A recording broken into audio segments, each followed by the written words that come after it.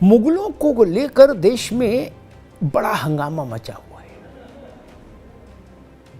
राजनीतिक गलियारों में भी इस पर घमासान जैसी स्थिति है। बुद्धिजीवी भी आपस में भिड़ रहे हैं,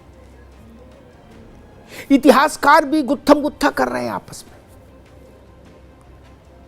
कहा गया कि एनसीईआरटी ने मुगल वंश का पूरा कार्यकाल बाबर से लेके बहादुर शाह जफर तक का सब हटा दिया पाठ्यक्रम से। इसलिए इरफान हबीब जैसे जो इतिहासकार हैं वो कह रहे हैं कि बहुत बड़ा अत्याचार कर दिया एनसीईआरटी ने। एनसीईआरटी सफाई दे रही है कि भाई ऐसा हुआ नहीं है, एक सामान्य प्रक्रिया है, विशेषज्ञों की समिति ये करती है। लेकिन मैं आज जब देश की बात करने आया हूं आप लोगों के साथ, तो मैं एक नए दृष्टिकोण को आपके सामने रखना चाहता हूं। मुगलों के शासनकाल को इतिहास से हटाया नहीं जाना चाहिए, लेकिन हां, अभी जो इतिहास पढ़ाया जा रहा है मुगलों के शासनकाल का, उसका शुद्धिकरण बहुत जरूरी है। अभी जो पढ़ाया जा रहा है वो एक पक्षीय है, वो मुगलों के अनावश्यक महिमा मंडन से ग्रसित है। वो ऐसा इतिहास है जो ये बताने और जताने की कोशिश करता है कि मुगल आए तो हिंदुस्तान में कला आई, संस्कृति आई, स्थापत्य कला आई भवन निर्माण की का शऊर आया। ये जो लाखों किस्म के झूठ हैं, ये हटने चाहिए। औरंगजेब टोपी सिलकर अपना गुजारा करता था। ये मोटे मोटे हरफ में इतिहास की किताबों में बच्चों को पढ़ाया जाता रहा, ठीक है। लेकिन ये नहीं बताते कि औरंगजेब ने एक बार शहर भर के फकीरों को खाने पर आमंत्रित किया और उसके बाद उनकी गुदड़ी उतरवा ली, क्योंकि उसको किसी ने बताया था कि इनके पास बड़ा माल रहता है। तो भिखारियों को भी लूट लिया बुलाकर। ये नहीं पढ़ाया जाए फिर। ये एक पक्षीय महिमा मंडन क्यों?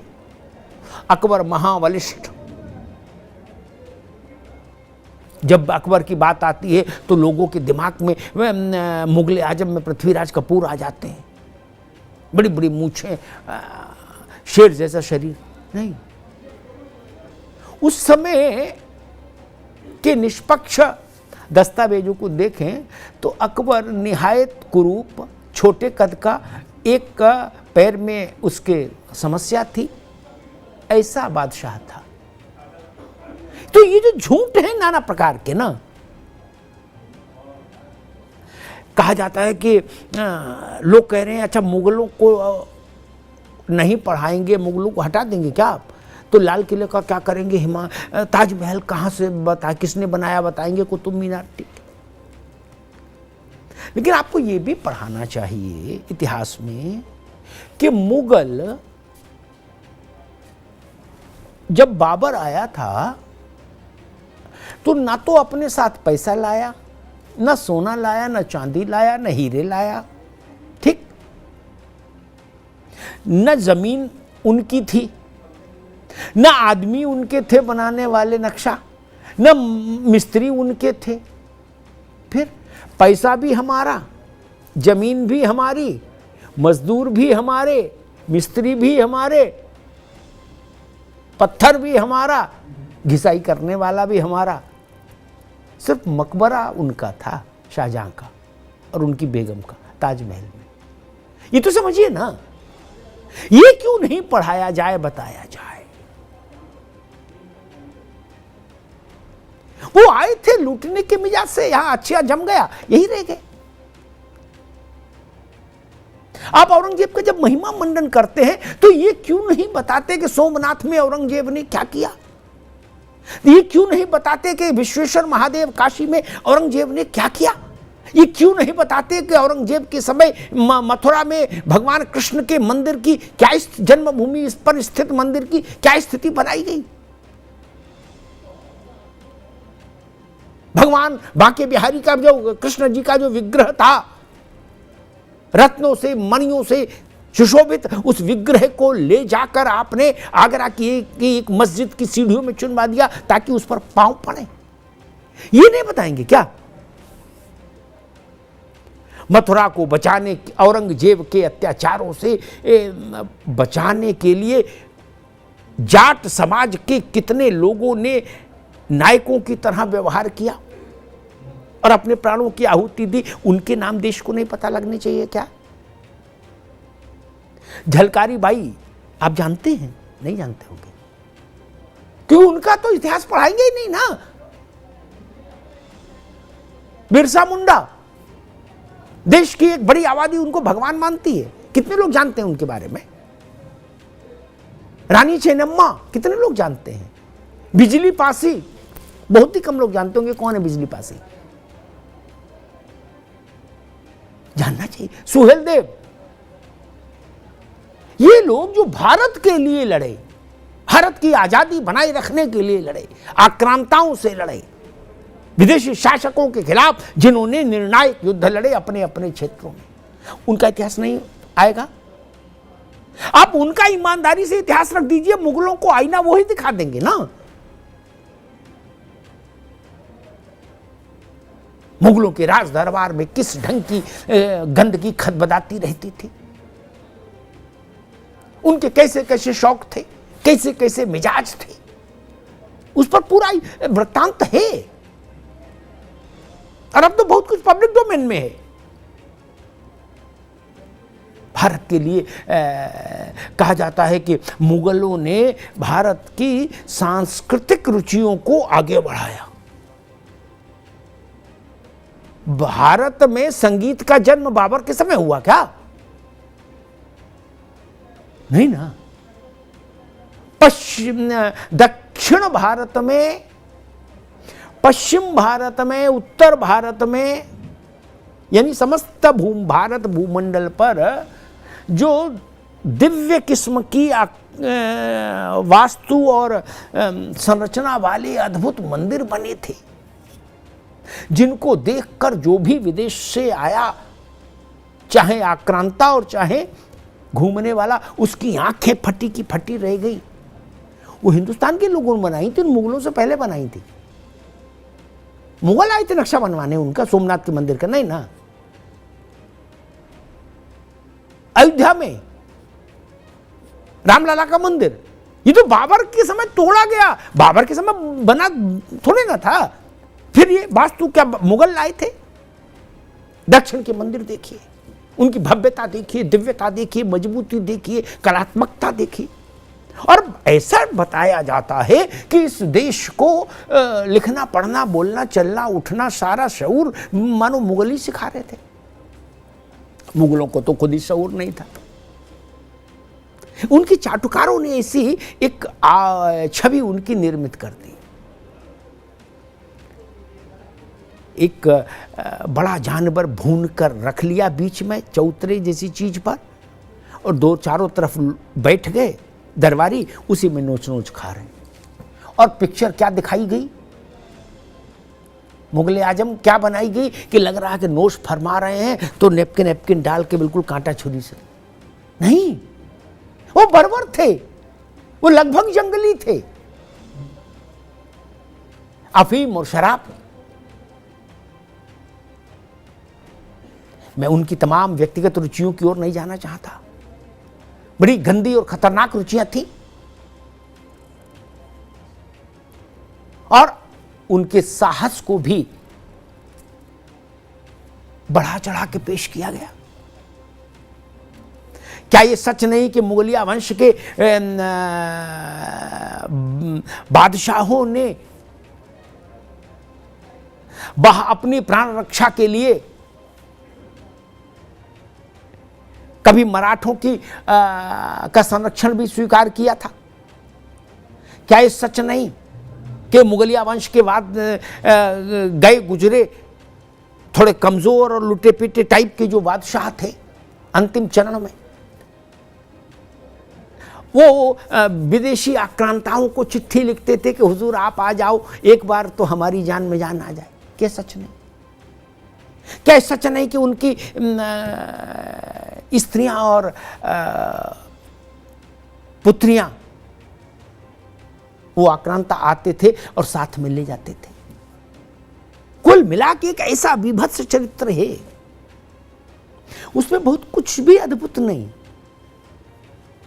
और जो कुछ थोड़ा बहुत आप मानते हैं वो फिर चाहे बीरबल हो, उनके मस्तिष्क का चमत्कार मान लीजिए, चाहे टोडरमल की बुद्धि मान लीजिए।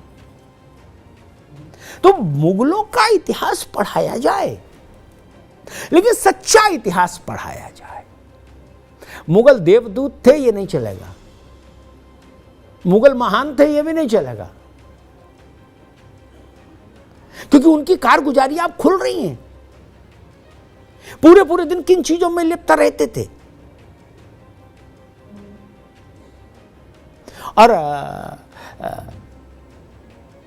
जिन लोगों ने राजस्थान की हवेलियां नहीं देखी, जिन लोगों ने भारत के मंदिर नहीं देखे,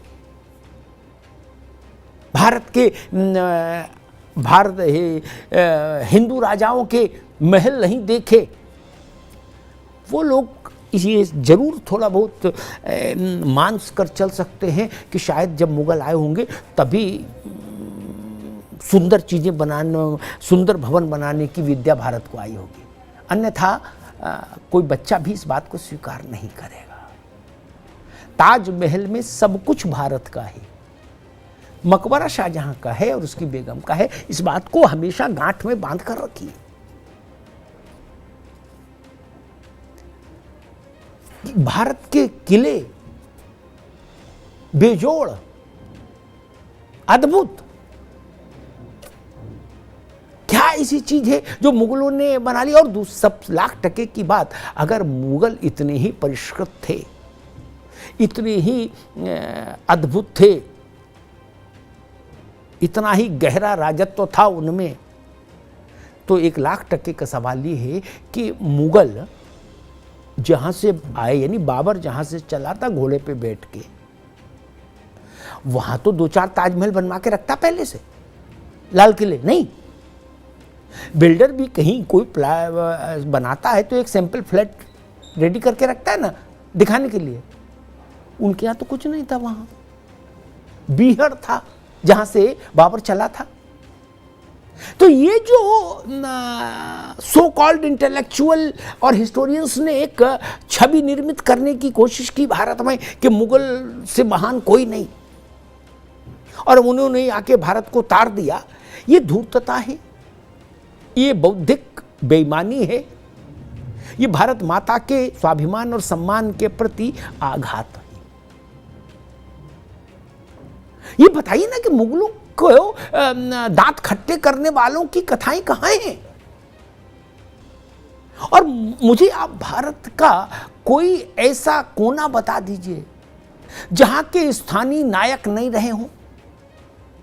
कोई ऐसी जात बता दीजिए जिसमें तमाम नायकों ने जन्म नहीं लिया हो, जो भारत माता के लिए अपना बलिदान दे गए हो। मैंने झलकारी बाई से लेके बिजली पासी तक तमाम उल्लेख किए, उनको आप नेपथ्य में रखें, ये ठीक नहीं। वो कौन लोग थे जिन्होंने मथुरा की गलियों में, सड़कों पर अपना प्राण निक्षावर कर दिया धर्म की ध्वजा को बचाए रखने के लिए? कौन लोग थे? क्या उनके नायकों का उल्लेख नहीं होना चाहिए? क्या कोई मुगल राजवंश का एक झूठा प्रचार भारत के वास्तविक इतिहास का अपहरण कर लेगा? हां, अपहरण किया गया भारत के वास्तविक इतिहास का। उससे भारत के वास्तविक इतिहास को हमें अपहरण से मुक्त कराना होगा। उसके बाद सब पढ़ाइए, सच्चाई के साथ पढ़ाइए। औरंगजेब कैसा था जैसा था वैसा ही बताइए, बाबर जैसा था वैसा ही बताइए, हुमायूं जैसा था वैसा ही बताइए कि इतनी अफीम खा ली और अफीम के साथ शराब भी पी ली कि गिर पड़ा जीने से और फौत हो गया, ये बताइए ना। अकबर को कौन कौन से शौक थे जरा वो भी बताइए, केवल दीन इलाही का परचम मत लहराइए। ये जो एक नैरेटिव सेट करने की कोशिश हुई वो देश के लिए घातक थी, देश के स्वाभिमान को कमज़ोर करने की एक गंदी कोशिश थी। अब जो बहस चल रही है, हो सकता है उस बहस का एक सार्थक परिणाम ये निकले कि मुगलों के वास्तविक इतिहास की खोज शुरू हो जाए और जितने मुगल अभी पर्दे के पीछे से आकर्षक लगते हैं, पर्दा हटने के बाद आपको उनके चेहरे गंदे लगने लगे। धन्यवाद।